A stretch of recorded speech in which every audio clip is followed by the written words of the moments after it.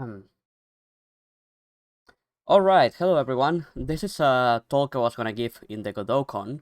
Unfortunately, I didn't manage to make it into this GodotCon, so I decided to give this talk independently because I thought it would be useful to many people.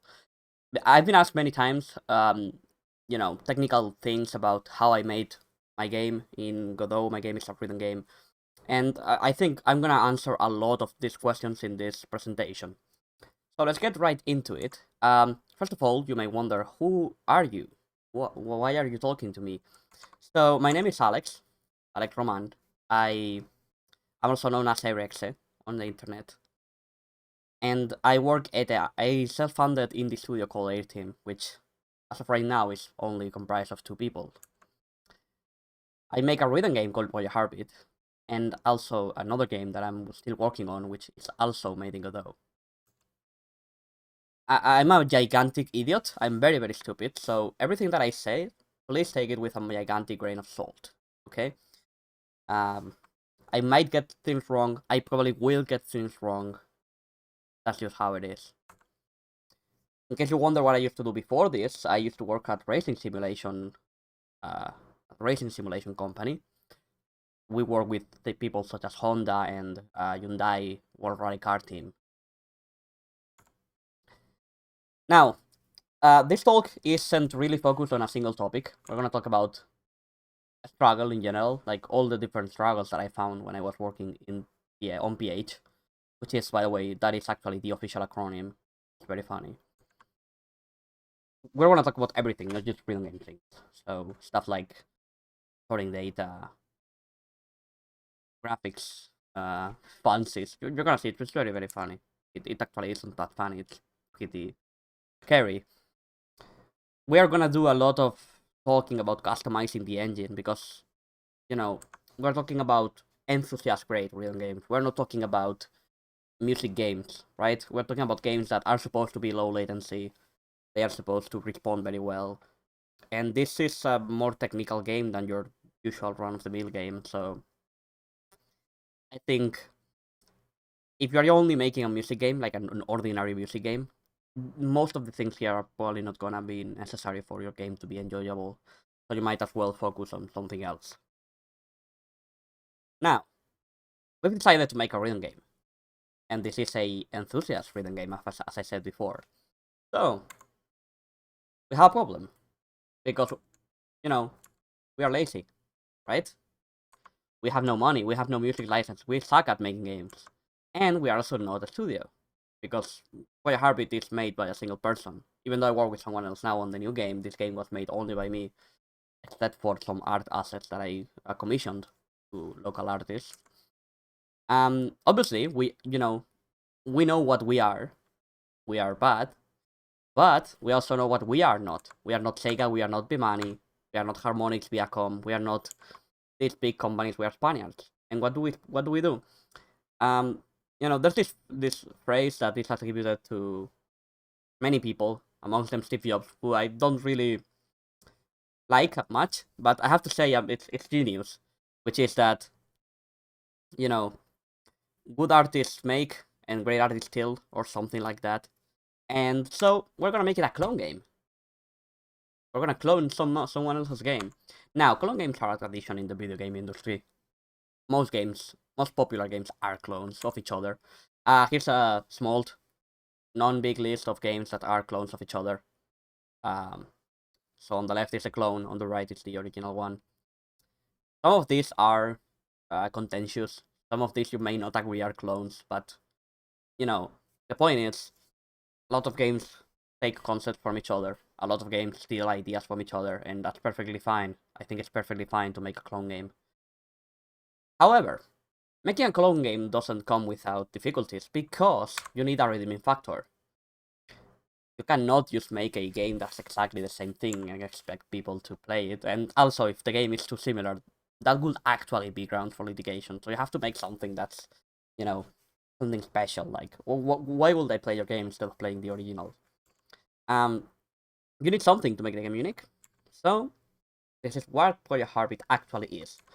Heartbeat is a rhythm game with a heavy focus on user-generated content, which means that it has a funny editor, it has, resource pack support, integration with the Steam Workshop, multiplayer, all those things that people like, that Project Diva, which is the game it clones, doesn't have. The main mechanic is that the nodes come flying off the screen, and they fly over, these are out of order there. They fly over the target. And when they are over the target, you have to press a button that's indicated by the node. So we don't have the budget that Sega does. We don't have 3D animations like they do, but there's nothing technically stopping Godot from, like, a Godot game from having that. It's just that I don't have the budget.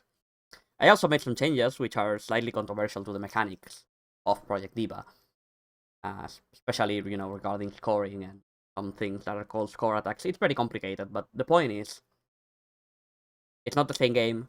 It has its own, niche, I guess. So it's different. It does something that the other game doesn't do. And these are 2 screenshots from Project Heartbeat running on Godot 3.3, I believe. Screenshots. No, this is 3.3 on the top and 3.2 at the bottom. The game will be ported to 4.0 whenever that's a thing. So please stay tuned for that. Now, NVIDIA are the main culprits of most of my struggles with the game. They are morons. There's a thing called NVIDIA Optimus. It's their laptop hybrid GPU solution where you can use the integrated GPU on your CPU to play some things that are, lower importance or that don't need that much performance. And then you can use the dedicated GPU for things that are more demanding, like games. However, due to the way NVIDIA Optimus is implemented, and it's very buggy and it's terrible, OpenGL support is spotty at best, and it's horrible usually. So this means a few things. One, the game will... Godot does tell the driver to run using the high performance dedicated GPU, but it doesn't actually listen to you most of the times. And there are also some issues with frame pacing and latency issues. Now, the only way to solve this is... It's not just hacky, it's horrible.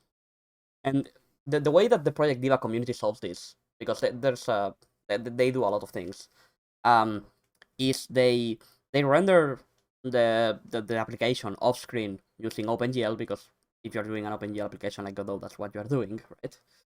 You render the OpenGL application and then you present it using DirectX. For some reason we don't entirely understand, this gets rid of the frame pacing issues. However, there's still some slight hardware delay, but that's probably normal. That's gonna always be there. Another requirement to fix the issue completely is to use exclusive full screen, which is apparently deprecated in Windows 10. So that doesn't really work. Obviously, this is a pretty big damn deal for rhythm games which are based on latency. You need low latency. If your enthusiast rhythm game has high latency, it's unplayable. So yeah, it's complicated. Now this is an example of why OpenGL is so broken in Optimus. This is a DirectX application using ImGUI. Works fine. It's pretty smooth. There's a small jump. That's because the video is looping, but pretty smooth, right? Now this is OpenGL. It's a bloody disaster. It's entirely unusable, and yeah. What more do I have to say? The words are more like images. Here are speaking 1,000 words, right? So, what will I do? What did I do to fix this? I'm using Angle. Angle is a translation layer between OpenGL and something else. So, in this case, one of the other culprits is AMD, because obviously both NVIDIA and AMD have... NVIDIA's OpenGL drivers are better on Windows. They are pretty good. But AMD's are a disaster. Their performance is so bad. So, you can use this thing called Angle. Now, what is Angle? A translation layer between OpenGL and many backends. This could be Vulkan, DirectX 11, DirectX 12, different versions of OpenGL. This is used in Chrome, and Godot uses it in a UWP version, but now I have published a pull request with a desktop Windows implementation of Angle. So if you want to use that, go into the description, get the PDF for this presentation, and you can click that link.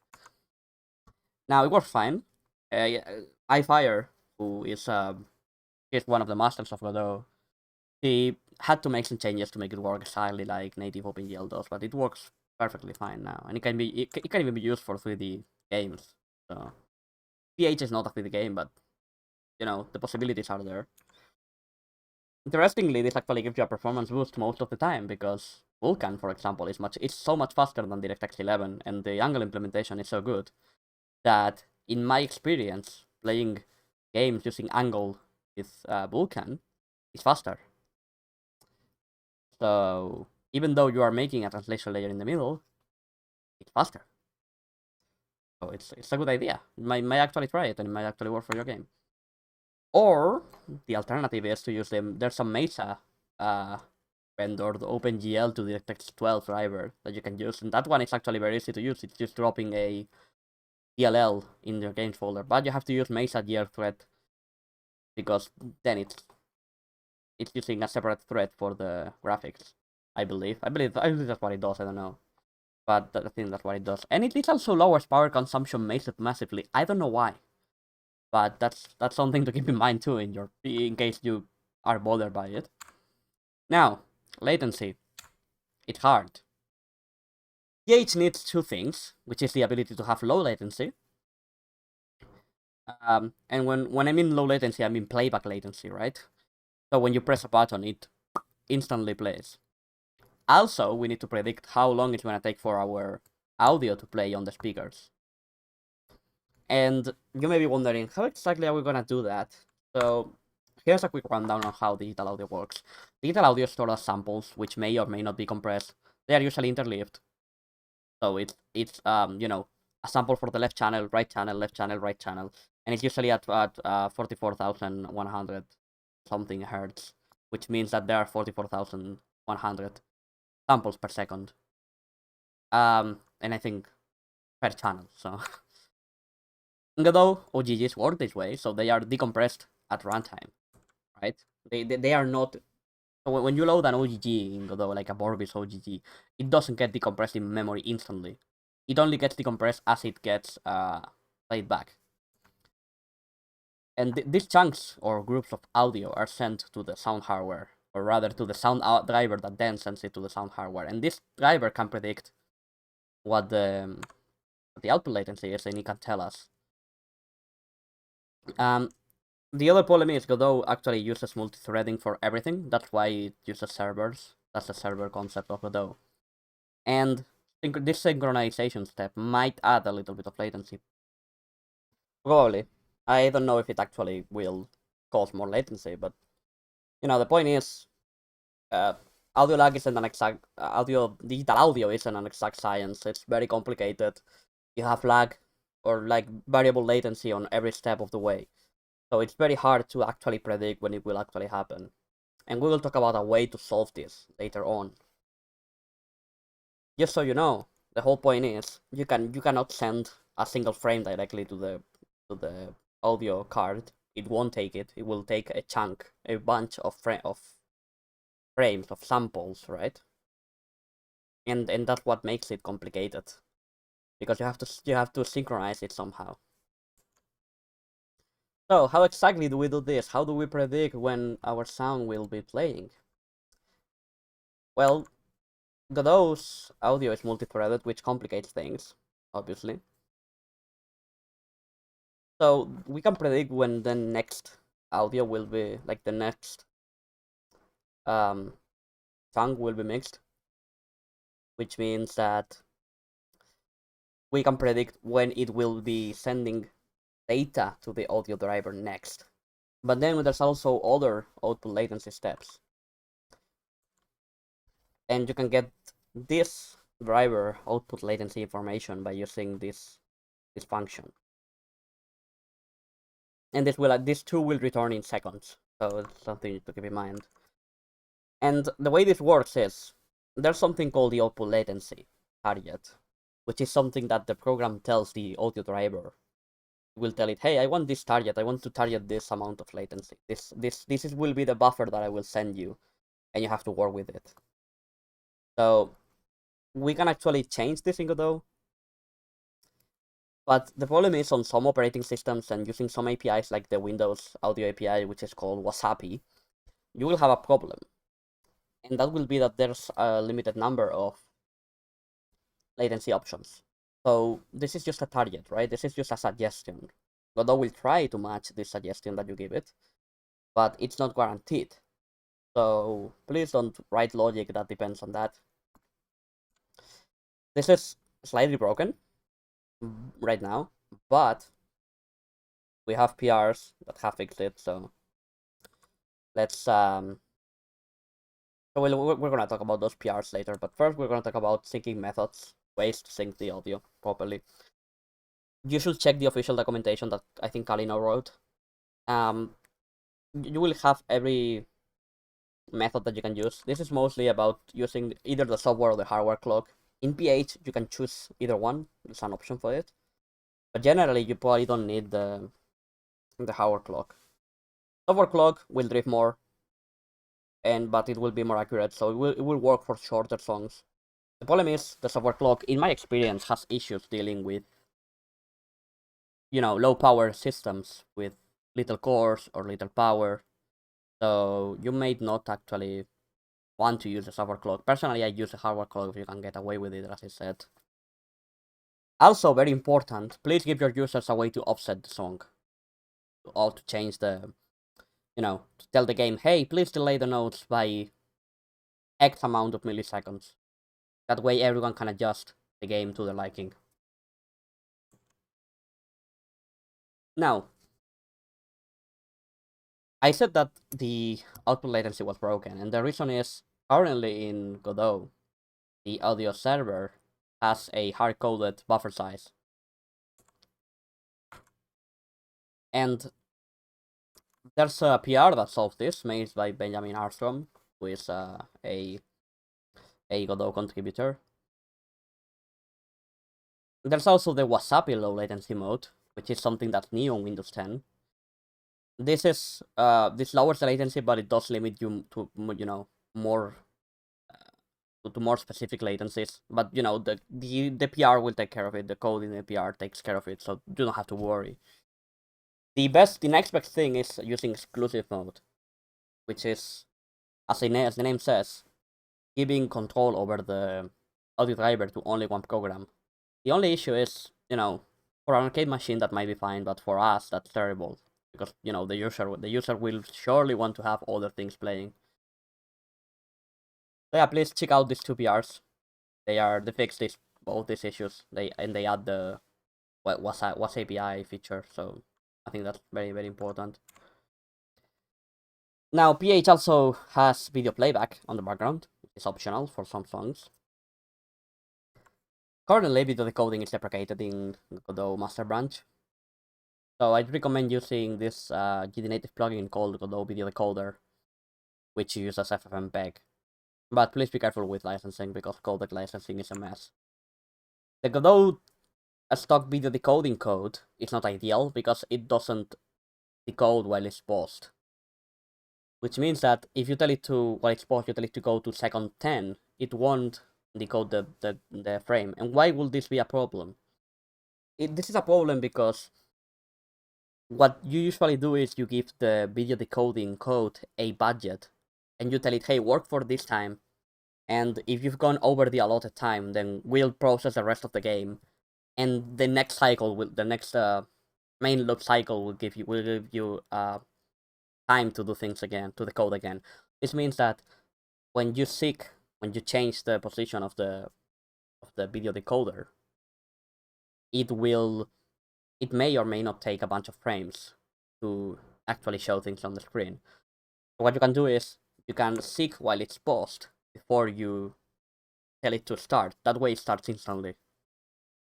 That's something I actually suggest doing. This is how Clone Hero does it. This is how Project Heartbeat does it. And apparently it's the best option. Video synchronization isn't that important. Audio is the most important thing. But this is a very simple change. I made a PR that adds an option for the video decoding code, the video player, to process while it's paused. So please take a look at that. I think you might actually find it useful. Now, the menu and serialization system that PH uses. Obviously, PH can be played with a keyboard, it can be played with a controller, the menus can be used with a mouse. So I made a menu system that does this. But also, all the information that the game has, like all the charts, the notes, the settings, the resource pack, and the song metadata, all those things are stored as JSON files. These two components that are used in the game, you can actually find them in the RT game framework, which is something I published on GitHub. Please, if you make a rhythm game, tie everything to timing. Don't try to do things like, detect when a note is hit based on collisions. That won't work. If you are making a enthusiast rhythm game. If you're making a normal music game, that doesn't matter usually that much. But if you're making an enthusiast rhythm game that people would actually want to play at the arcades, please do this. You won't regret it. It might be slightly more complicated, but it's better. Trust me. You have to do this. Making tools. Godot is very good at making tools because it's a very nice tool making tool. And the best example of this is the editor itself. The editor itself is also made using the Godot API. And this is mostly the same API you have in JavaScript. At least I have to say it's the same controls. So using the Godot API is a very good idea. I recommend it for making your own tools. You don't have to use a different UI framework. You can just use Godot to make your own tools. And here on the right, you can see two tools. The top one is the song editor for PH, and the bottom one is the resource pack editor for PH. If you want inspiration, please read the engine source code. It's very good. Now, if you have an unlimited budget, you could rewrite the input stack to use timestamped inputs, which might actually work, because you could do rollback and all those fancy things. I don't think it's necessary. I wouldn't actually do it, unless someone told me to and paid me to, but, you can do it. You can modify the engine source code, and it will be slightly easier to do this, so you can try it. There's also this library called MiniAudio. The people in the Project Diva community swear by this, and they say this is very good. I don't buy the fact that this library gives you better latency. I don't understand why a library that's not directly interacting with the audio driver will give you better latency. I can understand, however, how getting rid of the multi-threading functionality of Godot for audio threads would give you lower latency, so there might be some, it might be interesting to look into it and try to implement MiniAudio as part of Godot, like as a synchronous GD native library. Would be a good idea. Now, this might seem like I'm dissing Godot a lot, and yes, I am dissing Godot a lot, but that doesn't mean that the other tools are much better. Let's face it, Unity isn't a rhythm game engine either. They have their own, virtually all enthusiast rhythm games, like the ones that are made, to play in the arcades or to be played by the community. They have their own input and audio stacks. So they are really just rendering engines at that point. The Clone Hero developers also reported having issues with audio performance, which I never had in PH, even though we do very similar things. And the reason is, JavaScript isn't as slow as you think, because everything is implemented in C++. Everything. And if you need high performance, I recommend just, make a GD native module, or make a engine module. But for most gameplay applications, you don't need the performance of C++, you don't need the performance of C#. JavaScript is gonna be fast enough, and 4.0, it makes it even faster with typed JavaScript, with actually typed JavaScript, so, some people say that JavaScript is slow. It's not that slow. It is slow, but most of the things you are actually using are not implemented in JavaScript anyways, so it's just glue at this point. So, what have we learned today? Well, Godot is great. I think it's great. I think it's the best tool in the business for me, for my specific way of doing things. Rhythm games are technical, so you are gonna be customizing the engine either way. And you might as well customize an engine that actually lets you customize it by license. And that doesn't require a lot of, money and a lot of work to get the engine source code. Things that would in Unity otherwise be ugly external modules, like the audio stack changes that some games do, or the input stack change that Clone Hero does, can simply be done by editing the engine source code, which, you know, it's a very, very big plus. Anyways, that's all I have to review today, guys. Thank you for listening to this. This is not exactly the same talk that I wanted to do to, you know, show at GDCon, but hopefully some people will find it useful. Have fun and please take care.